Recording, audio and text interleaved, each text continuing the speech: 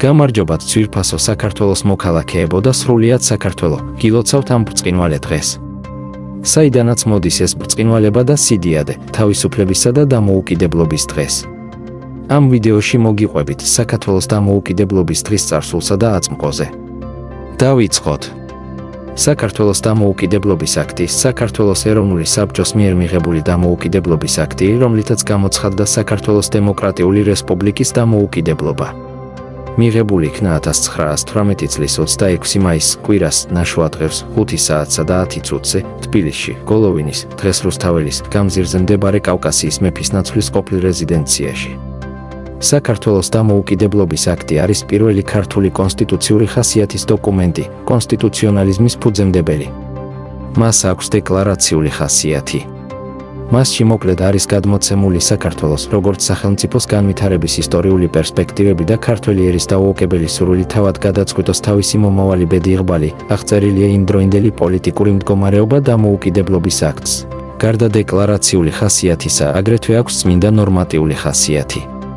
მას აქვს კონსტიტუციურ-სამართლებრივი ბუნება, 1918 წლის 26 მაისიდან მოყოლებული, 1921 წელს კონსტიტუციის მიღებამდე იგი იქცა იმდროინდელი სამართლებრივი მდგომარეობის პირველ წყაროდ. იგი განსაზღვრავს სახელმწიფოს სამართლებრივ სტატუსს, იურისდიქციის ფარგლებსა და მოცულობას, პოლიტიკური წყობილების ფორმას, საგარეო პოლიტიკის ძირითად მიმართულებებს, დროებით სახელმწიფო ხელისუფლებასა და მმართველობის უმაღლეს ორგანოებს, რომელთაც უნდა უზრუნველეყოთ ქვეყნის მდგომარეობა.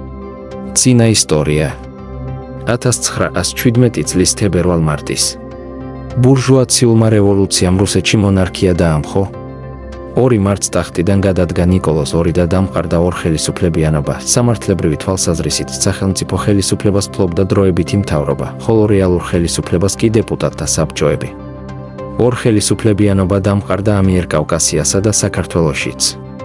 რევოლუციის გამარჯვების შედეგად შეიქმნა თბილისის მუშათა დეპუტატების საბჭო, ხოლო 1917 წლის მარტში თბილისში მუშაობას შეუდგა რუსეთი დროებითი მთავრობის მიერ დანიშნული სამხარეო ხელისუფლების ორგანო, ამიერკავკასიის განსაკუთრებული კომიტეტი, ოზაკომი. 1917 წლის აპრილში თბილისში შეიქმნა ეროვნული ხელისუფლების ჩანასახი, საქართველოს ეროვნული ინტერპარტიული საბჭო. ინტერპარტიული საბჭო წარმოადგენდა პოლიტიკურ პარტიათა და მიმდინარეობათა ნებაყოფლობით გაერთიანებას.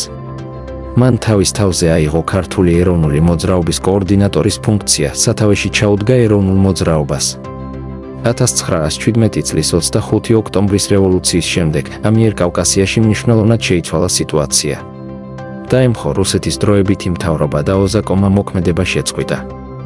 საქართველოს ეროვნული ინტერპარტიული საბჭოსთვის ცხადი იყო, რომ საბჭოთა რუსეთის მთავრობა შეეცდებოდა ხელისუფლების ახალი ორგანოს დანიშვნასა და თავისი იურისდიქციის გავრცელებას საქართველოში. ამიტომ ქართველი პოლიტიკოსების ინიციატივით ამიერკავკასიის პოლიტიკურმა ძალებმა საბჭოთა რუსეთისგან გამიჯვნა გადაწყვიტეს.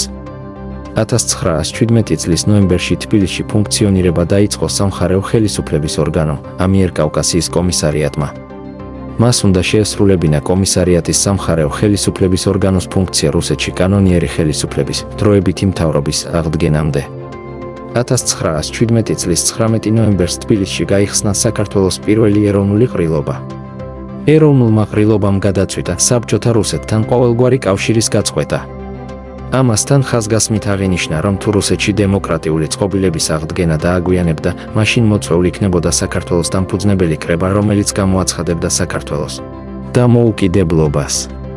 საქართველოს პირველმა ეროვნულმა ყრილობამ აირჩია საქართველოს ეროვნული საბჭო, რომლის თავმჯდომარედაც აირჩიეს ნოე ჟორდანია. 1918 წლის იანვარში საბჭოთა რუსეთმა კავკასიის ფრონტიდან მოხსნილი სამხედრო ძალით სცადა საქართველოს ოკუპაცია.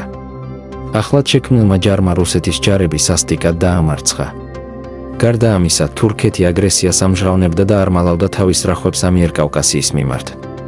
თურქეთის მხარე თავის სასარგებლოდ იყენებდა იმ ფაქტს, რომ ამიერკავკასია დამოუკიდებელ სახელმწიფოს არ წარმოადგენდა და მას მიიჩნევდა რუსეთის ნაწილად. ამიტომ თურქეთთან მოლაპარაკების გასაგრძელებლად საჭირო იყო ამიერკავკასიის დამოუკიდებლობის გამოცხადება. შექმნილ სიტუაციაში ამიერკავკასიის კომისარიატმა ამიერკავკასიიდან არჩეული რუსეთის დამფუძნებელი კრების დეპუტატებისაგან 1918 წლის თებერვალში მოიწვია საკანონმდებლო ორგანო ამიერკავკასიის სეიმი, რომელმაც 1918 წლის 22 აპრილს გამოაცხადა ახალი დამოუკიდებელი სახელმწიფოს ამიერკავკასიის დემოკრატიული ფედერაციული რესპუბლიკის შექმნა, რომელშიც შედიოდა საქართველო, აზერბაიჯანი და სომხეთი. მიუხედავად ამისა, ამიერკავკასიის დემოკრატიული ფედერაციული რესპუბლიკის შექმნამ ვერ გააუმჯობესა მდგომარეობა. თურქეთმა ბათუმის საზავო კონფერენციაზე უფრო მძიმე პირობები წამოაყენა. მაისის მეორე ნახევარში ოსმალეთის არმია აგრძელებდა შეტევით ოპერაციებს. მალე გაირკვა, რომ საქართველოს, სომხეთის და აზერბაიჯანის ინტერესები ერთმანეთს არ ემთხვეოდა. გერმანიის იმპერია უარს ამბობდა დაეცვა ანგლოფილური სომხეთი და თურქოფილური აზერბაიჯანი, ხოლო საქართველოს იმ შემთხვევაში დაიცავდა, თუ დაიშლებოდა ამიერკავკასიის დემოკრატიული ფედერაციული რესპუბლიკა და საქართველოს სახელმწიფოებრივ დამოუკიდებლობას გამოაცხადებდა. დამოუკიდებლობის აქტის მიღება. საქართველოს ეროვნული საბჭოს აღმასრულებელი კომიტეტი შეუდგა საქართველოს დამოუკიდებლობის გამოცხადებისთვის მზადებას. 24 მაისის სხდომაზე ჩამოაყალიბდა კომისია, რომლის შემადგენლობაში შედიოდნენ გიორგი გვაზავა, იოსებ მაჭავარიანი, გრიგორ ცხილაძე, პეტრე ქავთარაძე, ვიქტორ თევზაია, რაჟდენ არსენიძე, ირაკლი ჯაფარიძე. კომისიას დაევალა საქართველოს დამოუკიდებლობის აქტის შემუშავება. 1918 წლის 26 მაისს გოლოვინის გამზირზე, კავკასიის მეფისნაცვლის ყოფილ რეზიდენციაში, თავისი უკანასკნელი სხდომა ჩაატარა ამიერკავკასიის სეიმმა. ამიერკავკასიის დემოკრატიული ფედერაციული რესპუბლიკა დაშლილად გამოცხადდა. იმავე დარბაზში შედგა საქართველოს ეროვნული საბჭოს სხდომა. სხდომა გაიხსნა 4 საათსა და 50 წუთზე, ნოე ჟორდანიას თავმჯდომარეობით. საქართველოს ეროვნულმა საბჭომ 5 საათსა და 10 წუთზე ერთხმად დაამტკიცა საქართველოს დამოუკიდებლობის აქტი. პირველი ნაწილის დასასრული, გისურვებთ გამთლიანებულ სამშობლოში გეცხოვროთ, ძლიერ და მდიდარ საქართველოში, გამრავლდით და იხარეთ ქართულ მიწაზე, რომელიც გაცილებით დიდია ვიდრე დღეს გვაქვს. შევხვდებით მეორე ნაწილში.